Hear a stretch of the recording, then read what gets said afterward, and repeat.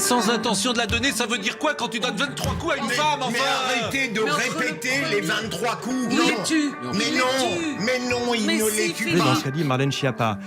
Assassin, elle a employé le mot assassin. C'est pas vrai, parce que juridiquement, assassin, c'est un sens précis. C'est un meurtre avec préméditation. C'est ça, en droit. Bah oui, mais... bon.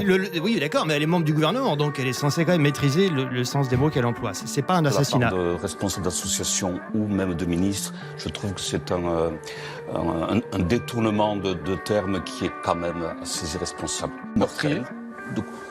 Meurtrier, suppose qu'il a voulu donner la mort. Il n'a pas voulu donner la mort. C'est établi dans le... Ça, on en Il est a sûr. été condamné, Bertrand Cantat, il a été condamné, non pas pour assassinat, comme j'entends dire. Pour coup mortel. Il a été condamné pour coup mortel. C'est vrai qu'il n'a plus de compte à rendre à la justice. Tous les critères étaient ouverts.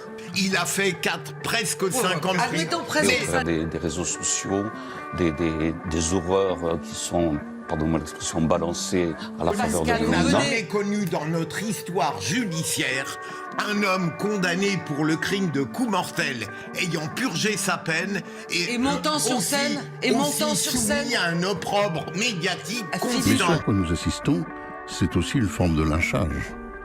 Et moi, je déteste le lynchage. Je déteste le lynchage. Je déteste ces foules qui crient, qui s'excitent eux-mêmes. Je voudrais qu'il se l'interdise Et le lui-même, pas qu'on problème, lui il est interdise. libre, La cet homme. justice a tranché, il a payé. Il a aussi le droit de continuer à vivre.